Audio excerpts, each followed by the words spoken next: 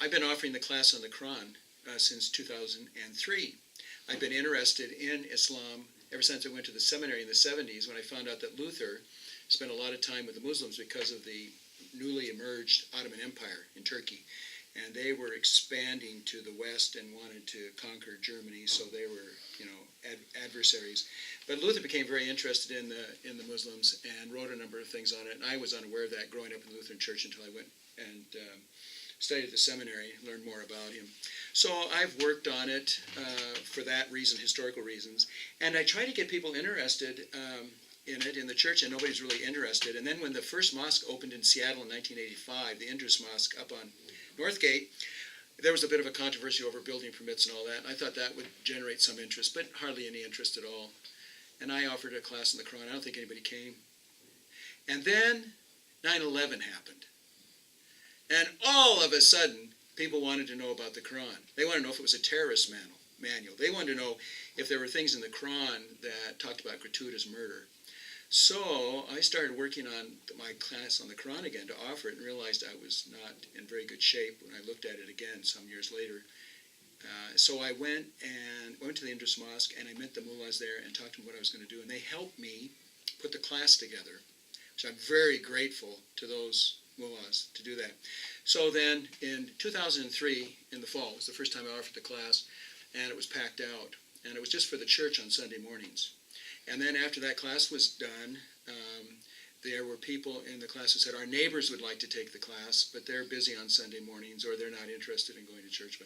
So can you offer another day of the week? So I started on a Saturday, and then it was hard to have 8 Saturdays in a row, because initially it was an 8-session class, 1 hour each. So then I eventually changed to Thursday nights, 2 hours, 4 Thursdays in a row. And that's what I do up to this day. So my next class is in July on the 6th. It'll begin on the 6th, and it'll be offered here at the class. And we have 10 people signed up already for that class. My wife asked me, she says, how long are you going to keep teaching that class on the Quran? And I said, as long as people sign up. And they've been signing up ever since 2003. And I've done there's been a couple articles on my class when it's been offered other places. Like I was offered on Vashon Island in March, and they did an article on it, and they wanted to vet the story and find out if indeed I'm the only minister in America that's offering this class on a regular basis. So they talked around and checked with people, and there was another article done about 2 years ago where they said I was the only Christian minister offering the class on the Quran on a regular basis. And they found the same thing to be true when they tried to vet that. And so they gave it even headline status, the only Christian minister in America that does the class on a regular basis. So it just keeps going, and people continue to be interested. And what I try to do in the class is, I call it informally, I call my class informally, the Weight Watcher's Guide to the Quran. Because, it's hard to lose weight, but if you go and you check in with people, you know how that Weight Watchers thing works, then you have a motivation or some kind of inspiration to lose weight, where if you do it on your own, you don't. Same with the Quran. I've talked to a lot of people that tried to read the Quran on their own, they can't do it. They just, they get bogged down and they quit. So that's why I call it the Weight Watcher's Guide to the Quran. So I simply divide the Quran up into 4 equal parts, and I have study guides that you can take home with you that have like 20-some questions for the assigned reading. And it takes you right through that assigned reading with markers. And the markers that I provide are places where the Quran contrasts with the Bible. Because very often people who take the class, although not everybody, but very often people who take the class know something about the Bible. And so that's a little more familiar ground. So if you show how the Quran compares and contrasts with the Bible, that's a kind of my window into helping people get through it. Now, I don't promote the message of the Quran. I'm a Christian person. I believe in the Bible. But I also don't bash the Quran. I think we can have fair disagreements with one another. My mullahs that I studied with 4 mullahs. We used to have rousing conversations about disagreements, and we didn't punch each other in the nose. I mean, we sat there and we argued, and we laughed, and we told jokes, and we had fun, and we'd always, when the sessions were over, they'd say, well, I'm praying for you, Ron, and I'd say, I'm praying for you too, Abdul. So that's the way it went, and I'm all in favor of spirited disagreements. I think spirited disagreements are great. So the motto of my class is, let me show you the differences, which is a quote from Kent out of King Lear. Let me show you the differences. And that's what I try to do. I try to compare and contrast between the Bible and the Quran. And not because I think that's the only way to read the Quran, but because I believe that if you have trouble reading a book that's unfamiliar to you, if you can compare it with a book that you're familiar with, it gives you help to get through the book. And that's what I want my class to do, is help people get through the Quran. So they can say they've read it, and then they can make up their own mind on what they think of it. Now, one of the big issues in the Quran, I just want to mention briefly, has to do with the second chapter, the second surah of the Quran, verse or ayah 106. And there it talks about how the Quran abrogates previous scriptures. And it's a big debate on what the previous scriptures are that the Quran abrogates or cancels out. Some people hold, and this is one of the books, the Study Quran, these folks, this book came out just a couple years ago, massive undertaking, scholarly undertaking. They say that the scriptures that are canceled out in the Quran are previous, earlier parts of the Quran itself. And they happen to be the more pugilistic parts, the more aggressive parts of the Quran. And they've been canceled out by the more peaceful parts of the Quran. But that's not what my mullahs taught me. My mullahs taught me that this is the guy, Muhammad Azak. And he is that kind of the Thomas Aquinas of Islam, they told me, out of the school of al-Zamakhshari from the 12th century. And he says, no, the previous scriptures that are canceled are the Bible. The Bible. So then if Assad's right, which I think is the case, and we talked a lot about him in the class, then what it means is that the Quran's purpose for being is to replace the Bible, because the Bible has deficiencies in it. So we talk about those, we look at those passages, and it makes for a very spirited classroom discussion. And it gets people into the text. That's what I always want to do. I want to get them into the text so they want to read the next section. They want to get through it. They want to find out what the whole story amounts to. So that is one of the key interpretive questions that you have to address when you read the Quran. What do you make of 2:106? Q 2:106, the abrogation passage. I got in a debate in that last year in the New York Review Books of all things. Gary Wills wrote an article on difficulties reading the Quran, and I wrote back, wrote a letter about his article, and apparently he got many, many articles, questions about his article, and for some reason they picked mine to respond to. So he responded to it. I had 3 questions about abrogation, and he went through them all. He sides with the Study Quran, thinking that the abrogation is internal, not related to the Bible. And Gary Wills is coming out with a big book on what the Quran means at the end of the year. So, at any rate, and what we also do in the class is have some background materials. Here's the file that I hand out to people. So I divide it up into 4 sections, and this is background on the Quran, background on Islam. A lot of the questions that people have about Islam we're not able to address in the class.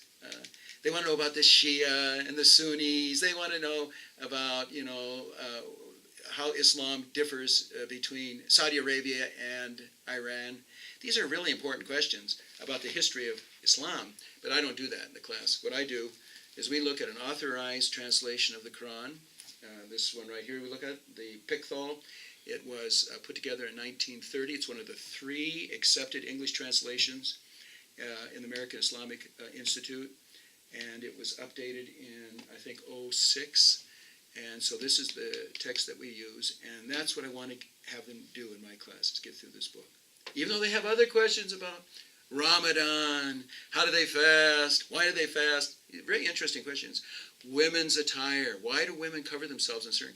These are wonderful, important questions, but only in as much as they pertain to the Quran do I address those questions. I had to limit what we were going to study, or we would never get the class finished. I mean, if you tried to do a coverage of the Quran plus the history of Islam, you'd be there till the cows came home. I mean, it would never get done. It's huge. So I recommend to them the Hodgson book, Marshall Hodgson book, 3 volumes, introduction to the history of Islam, called The Venture of Islam. The book came out in 74, 75, University of Chicago Public, still in print. It's the standard text. Each volume is 600 pages long, And it's an introduction to the history of Islam. So this is a huge, huge topic. So that's why I have background. I hand these things out, take the first 20 minutes of each class, I go over the handouts for the week, and this will help you with some of the questions we're not going to take up in the class. And then we get to the material.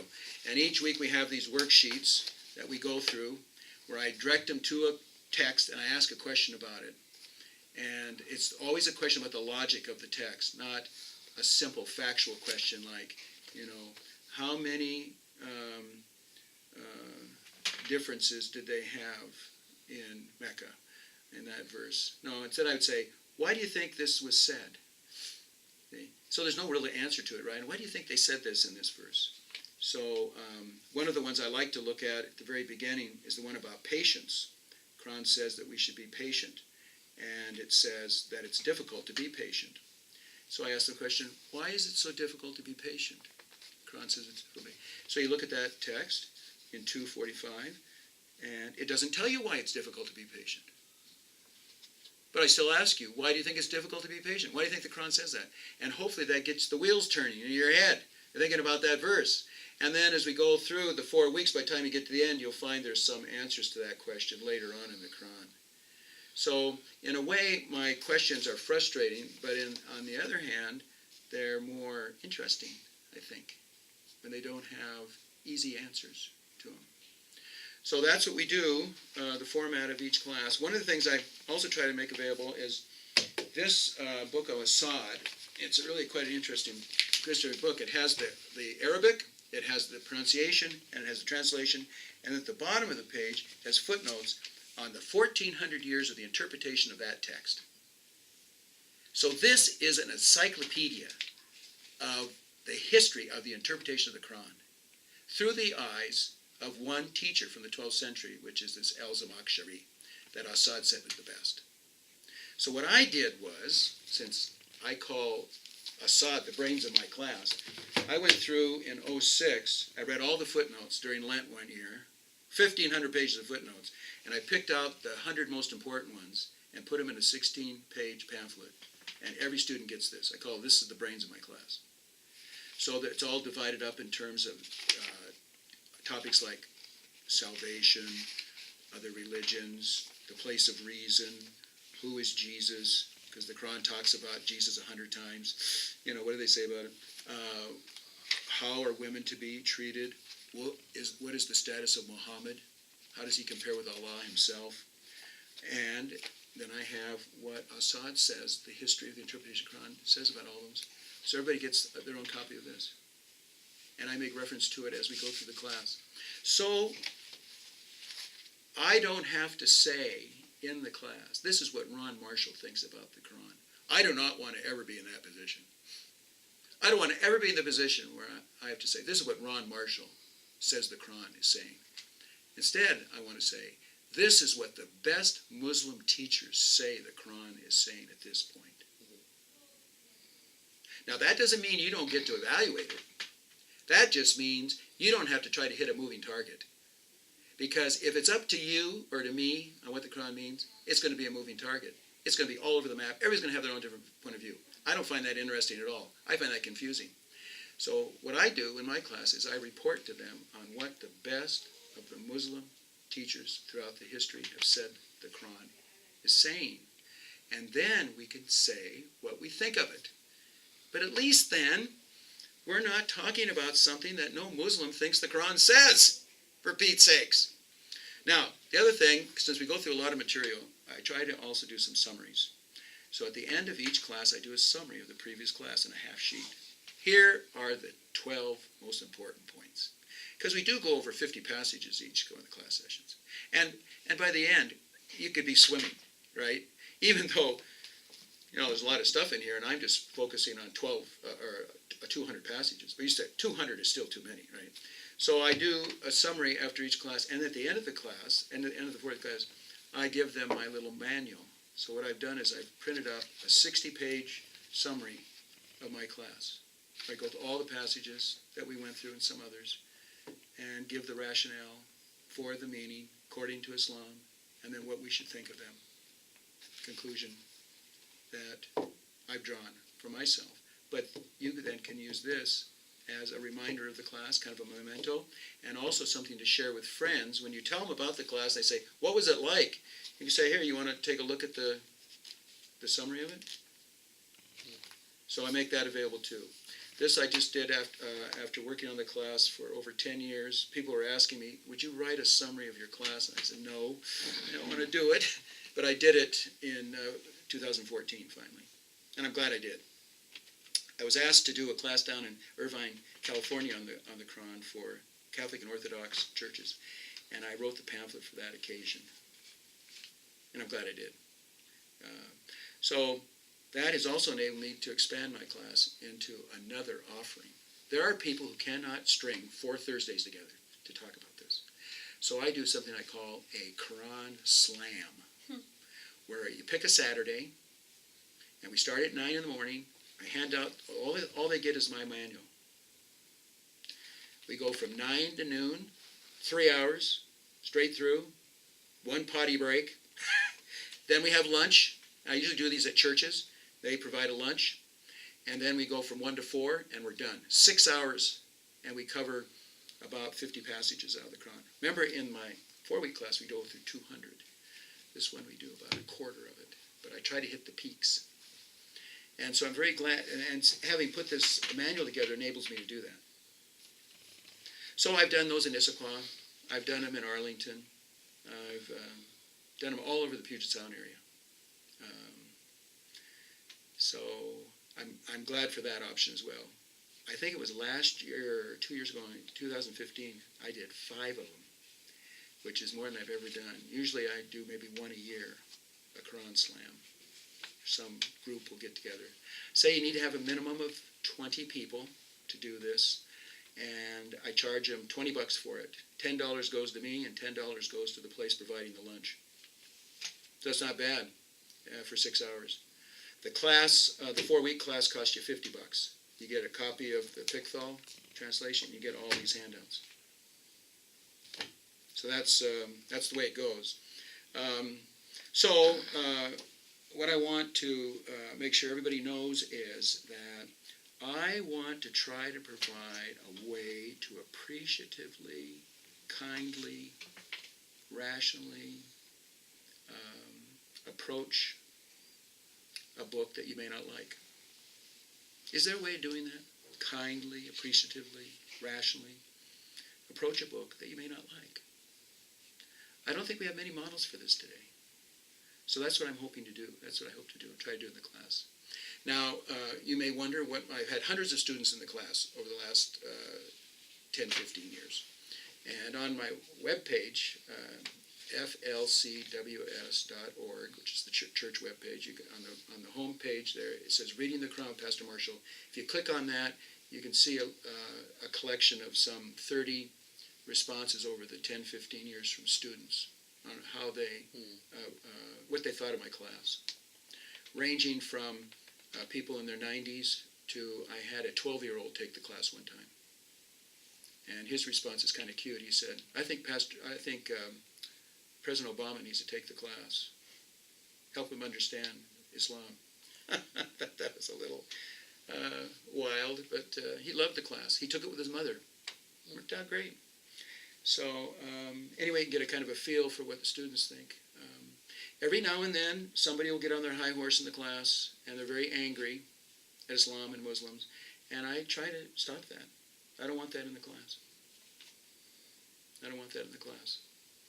In a way, we're doing kind of a fact-finding. We're on a fact-finding mission.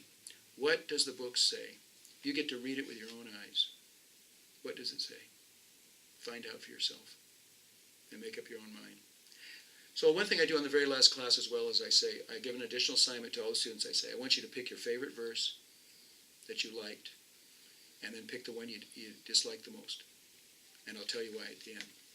So they come, they have the one verse that they liked, and then the one verse they didn't like at all.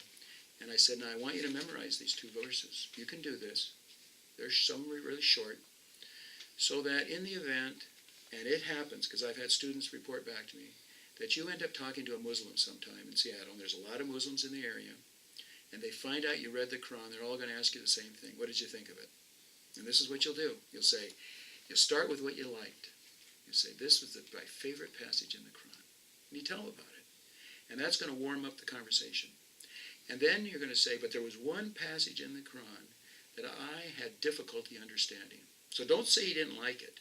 Just say you had difficulty understanding it. And then ask them to help you. So I've had a fair number of students get back to me and say they've had conversations exactly like that. And they usually say they go on for hours. So I want you to be in a position where you're ready to go. You don't have to have your book with you. You can remember the one you liked, and you can remember the one you didn't particularly like, and that will get the conversation going. And so I think that if I've prepared you for a conversation like that, we've done a good thing together. We've done a good thing together. So at the end, that last fourth class, we kind of do a little role playing on that and kind of imagine the conversation, how it would go. I encourage them at the end. I also tell them that I have never had a bad conversation with a Muslim in the Puget Sound area. Well, I've never had a bad conversation with a Muslim. I just haven't traveled the world. I haven't gone to the Arab countries, so I haven't done it. I have many students who have that come and want to take the class after they traveled to the Arab countries. They want to learn about the Quran. But I say these are just really fine people. You know, we just have a disagreement on the philosophy of life. That's what it is. We have a disagreement on the philosophy of life. But we can be respectful of each other in our differences. And I said I found it to be the case. There was a time about 8 years ago that South Seattle College was considering me do a class for their continuing education program on the Quran. They got wind of the class. They wanted to look at it, brought all the materials, showed it to them. They loved it. And then they ran it by the administrators. The administrator says, no way. This caused a firestorm. Mm-hmm. And it's because the Muslim students on campus only want Muslims to teach the Quran if it's going to be taught. And they have to know Arabic, and I don't know Arabic. So for those two reasons, I was disqualified. And I said, well, could I talk to the student association, see if we can make any headway? So I went and met with them, 30 students, many of them from Somali. And we had a really spirited discussion about this. And but you know, we didn't come to blows. You know, we agreed to disagree, and the class was canceled. And I fully understood that it's probably the best decision, given the situation. So I haven't been in easy conversations all the time, but I have never been in a bad one. So if you have the opportunity to talk to somebody about this class, and you have your two verses, don't be afraid to get into it, because it'll go well. It'll go well. So, I offer the class 4 times a year. I offer it every year in January, March, July, and October. And then the Quran slams can happen any Saturday during the year. So, and once you've taken the class and you paid your $50, you're free to come to any other class and sit in on it for free. And my record is I've had one student take the class 3 times. a glutton for punishment. But so that's kind of the format. That's kind of the setup on how we do the class. I tell people that all the materials are yours to do anything you want with. I've had ministers take my class. And I said, you can take these materials and use them and teach them in your own congregation. And you don't have to attribute it. You don't have to say you got them from Pastor Marshall. Just use them however you want. You can cut and paste them, use part of them, do whatever you want. And I've only had one taker in 15 years. And basically the reason why, I've asked people, why aren't you doing this? Because it's on people's minds. They said they're afraid to. They're afraid that if they teach the class, the church is going to get bombed by radical terrorists, you know. And I say, I don't think so. I have never felt under threat in any manner, shape, or form. When I started this class, my wife said to me, well, that's the end of our vacations, because you're on the no-fly list now. Way to go, guy. But that, you know, that's a joke. I've never had any trouble in the airports. I'm not on any no-fly list. And I've never had any complaints. Let me tell you this. Do you think any Muslims have taken my class? They have. Muslims have taken my class. I've had about a half a dozen Muslims take my class. And they've all been very complimentary. Very complimentary. In fact, I had a young Somali mother, who lived down in the High Point area. She took the class last October, and she brought her 2 children with her. She was wonderful. She was wonderful. She taught me some things about local Somali Islam that I knew nothing about. That was very interesting. And she was very good because she showed how it affected how you read the Quran. She knew how I work. My class is about the Quran, so she showed me how this adaptation of Islam in Somalia affects the way they read the Quran. So that was very helpful. So that's also something that needs to be said. I have never offered a class, never, where I haven't learned something from my students. They've all had, that's why they come to take the class. They've had some interest in Islam because of people they knew, where places they've gone. They have questions. In that October class, too, I had a student who had taught in the Middle East for 14 years. And she said, would you like me to bring the covering so you can see what it looks like? So she brought the covering into the class, the last class, and she put it on for us. And she then asked the women in the class if they'd like to try it on, and none of them wanted to. Really, it was really something. That was really quite a moving class session. I was so grateful to Melissa for doing that for us.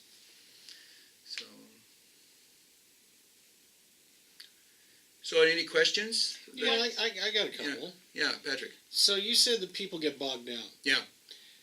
The Bible is in a chronological order. Yes. The Koran is not. Right. Do you believe that's one reason? Yes. It's filled with aphorisms. There's no storyline. There are 2 chapters out of the 114 chapters that have storylines in them where you don't get bogged down. One is the retelling of the story of Joseph with his many-colored robe and his brothers. They retell that whole story in the 12th surah. The other one is the 19th surah, where they retell the story of the birth of Jesus. And that's fascinating. That's probably the most fascinating passage in the Quran for Christians, because Jesus is, in the Quran, when he's born talking. Well, that brings up my second question, is that America is largely Christian. Yeah. And the absolute rock-bottom foundation of Christianity is Jesus is the Son of God. Right. Who do they think Jesus is? Okay, Jesus is a prophet, and he's even a Messiah, but he's not the Son of God. And from the 2nd surah to the 112th surah, 30 times it gives you different reasons on why he can't possibly be the Son of God. That's why I really believe in Assad, that the abrogation is interscriptural, not intrascriptural, that the Quran is really refuting the Bible. Because if you go over that 30 times, you protest too much. Why is the Quran written? The Quran is written. The Quran comes to correct the Bible.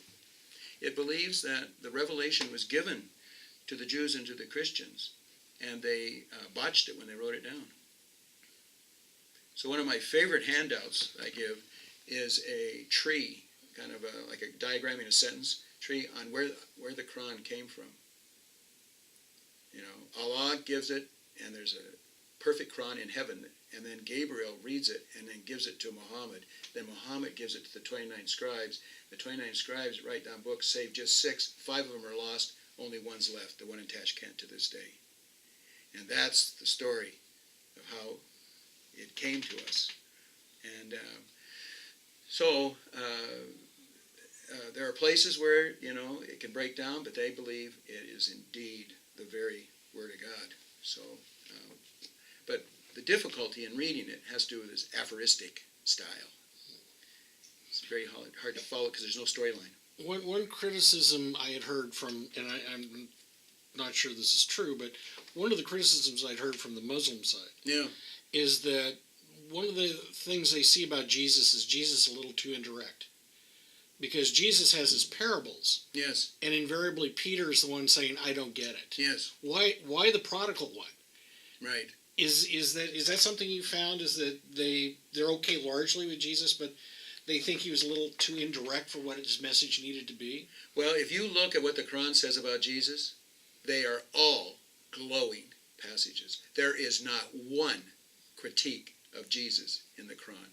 Now, what you brought up, you can find post-Quran. with the discussions of the mullahs and things like that, that he may be a little too indirect. But in the Quran itself, it's all glorious. Christ is wonderful. He's a messenger from Allah. But he's not the Son of God. He's not divine. But he will be back at the end times. Yeah, they do believe back at the end time. The Quran hardly mentions that. And one other thing is, I believe besides Catholics, are the only other ones that believe that we will all be bodily risen on the last day. That's right. So the Muslims and the Christians believe in the resurrection. They also believe in Judgment Day. They both believe in Judgment Day.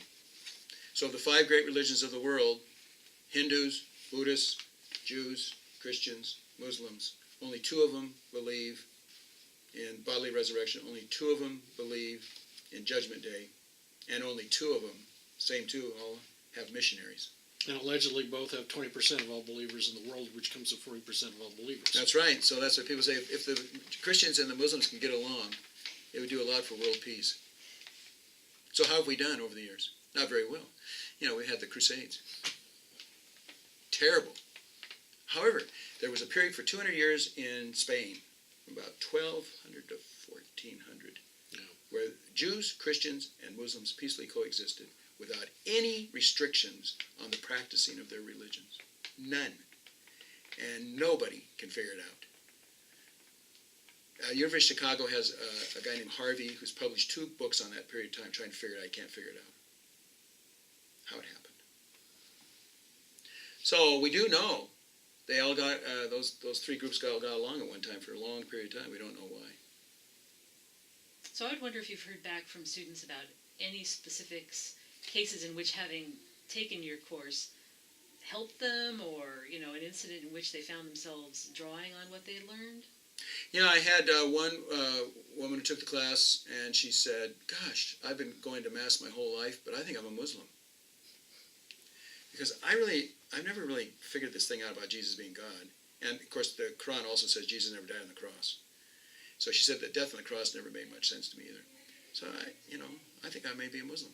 So I said, wow, that's weird. And she said, what do you think I do? And I said, well, I think I'd go to a mosque and talk to these people and learn more about it and see what you think.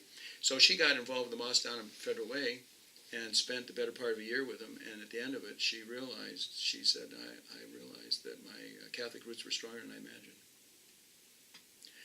So that was a very interesting exploration. I've had another student who wanted to learn Arabic and is studying Arabic right now and wants to be able to read the Quran in Arabic. Because that's really the goal of all Muslims, if they can actually know the Quran in Arabic. Because the Quran is to be recited. Quran means recitation. So to read it is really not getting as close to it as you should. The way you really get close to it is to be able to recite it. And, children memorize the Quran and they compete every year in Cairo, come from all over the world. There's a video out on that called, Reciting the Quran or something like that. It's on YouTube. You can see it. It's really a wonderful video about these children. It traces 3 of the children who are competing one year. It came out a couple of years ago, I think, the movie. And I recommend that to the class to watch that. It's really very moving. So, yes, that's another positive thing of learning Arabic. And then the ones that have had good conversations with their Muslim friends or Muslim colleagues where they work, or just in these conversations, that's been a positive thing.